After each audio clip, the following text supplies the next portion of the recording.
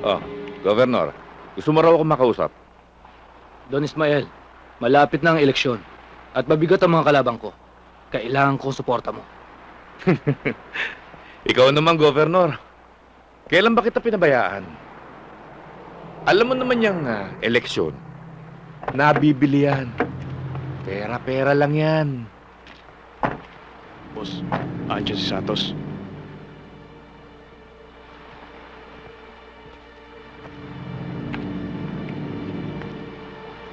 Don Ismael, di ba tauhan mo to? Anong gagawin mo dyan?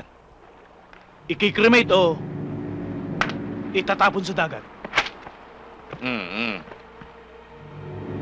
Matuto kayong gumalang sa alagad ng batas. Shades ka, pango ka naman. Isa ka pa. Alam mo, kung kamag-anak ko to o talagang tauhan ko, mas mabuti nga siguro, ipakremate mo, pagkatapos, padala mo sa akin na abo. Pero hindi ko kilala to eh. Ang maganda nga niyan, itapon mo sa dagat, nang pakinabangan naman ng mga pating. Bakit? Dahil nakinabang ka na? Marami ng kabataan. Buhay na nasira dahil sa kalokohan mo. Di na ako papayag pa. At tandaan mo, Don Ismael, Babanggain kita. Kahit kapalit ng buhay ko. Tapang mo rin naman ano. Pasalamat ka, may respeto si Don Ismael sa mga katulad mo. Ikaw, bubuli. bakit? Gusto mo subukan tapang ko? Ganon?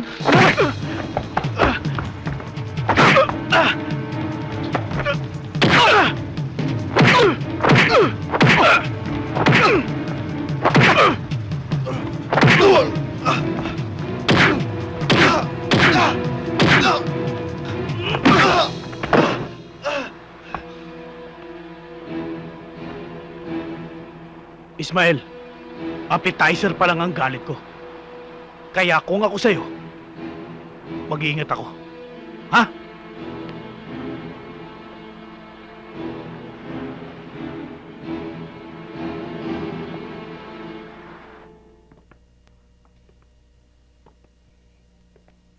Teniente Santos. Tawas ang lumabas na resulta sa test sa laboratorio. Hindi. Sir, imposible po. Dito pa lang alam na natin na we were so sure. Baka naman, sir, yung inutusan natin magdala sa laboratorio, yun ang gumawa ng magic. Sir, are you accusing me? Bata, may kasabihan tayo. Bato-bato sa langit, ang tamaan huwag magagalit. Answer your own question. Alam nyo, sir, minsan nakakaya tayong mga pulis. Ang alam ng media, sinusunog natin pero alam naman ng taong bayan na hindi kundi, sir, tawas lang. Sige, sir, may lakad pa kami. Hoy, Bilaro, mag-ingat ka. Pinapanood na kita. Malapit na ang ending mo.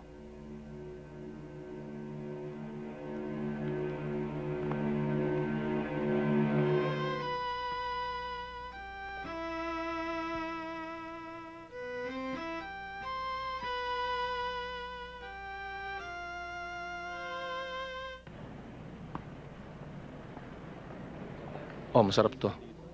Mahirap pa ang trabaho mo bilang isang polis, Papa? Oo. Sa katunayan sa hirap. Pati ikaw halos napabayaan ko na rin. Kaya, nag-iisip nga akong tumigil sa pagpapulis para mabigyan ka ng panahon naman.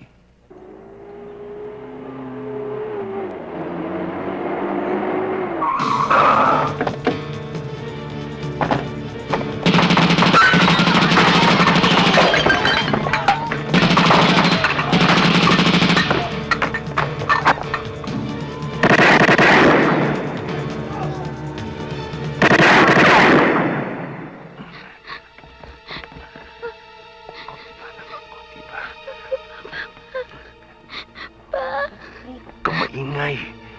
Huwag kang tatayo. Huwag ka alis dyan.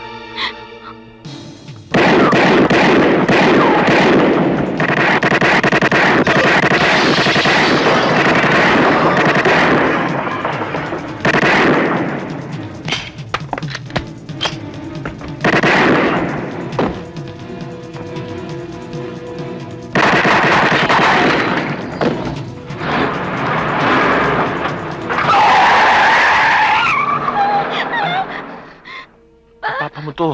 Halika na, halika na.